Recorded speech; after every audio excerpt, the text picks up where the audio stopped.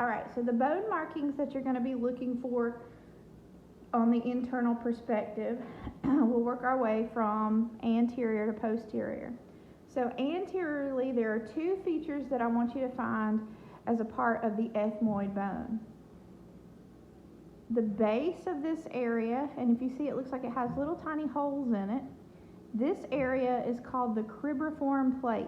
And cribriform means it has holes in it, it's perforated. And these little holes allow tiny little nerve endings to come off of the olfactory bulbs of your brain and enter the nasal cavity.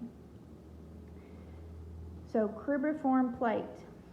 Sitting on the cribriform plate and sticking up, you have a sharp looking bony feature called the crista galli, which translates to rooster comb, and it's kind of what it looks like if you look at it from this lateral view here. So the crista galli is a sharp structure that sticks out of the cribriform plate.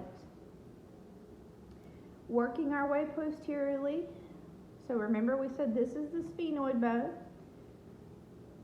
This portion of the sphenoid bone, which forms the posterior little shelf of the anterior cranial fossa, this is known as the lesser wing. Kind of looks like a bat wing, and it's just a smaller one.